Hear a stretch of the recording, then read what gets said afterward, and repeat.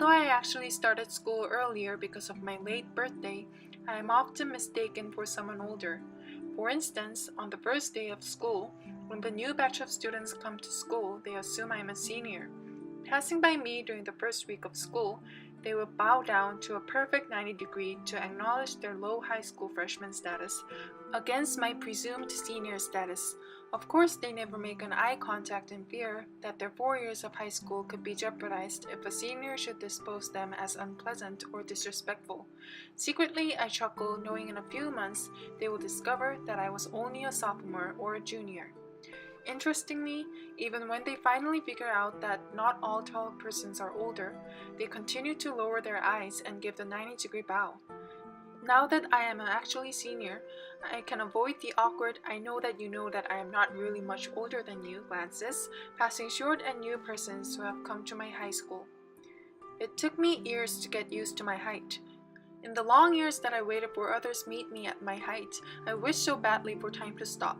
I hoped desperately for the growth plates in my joints to be shut, while those in my peers propped open. Knowing that my presence could be intimidating, I constantly put forth extra effort to disarm expectations until humor and friendliness became automatic. I sometimes imagined the look I would wear on my face when a stranger's eyes would catch mine for the first time, so that I could portray how harmless I really am. But each time an introduction began with, "How tall are you?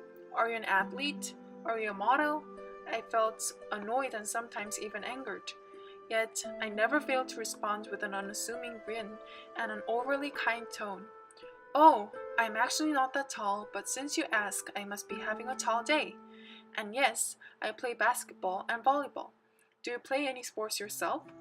Thank you for the compliment." I would always direct the conversation back at the average height person with a $1,000,000 smile, blink twice, and hope my deflection strategy had been smooth.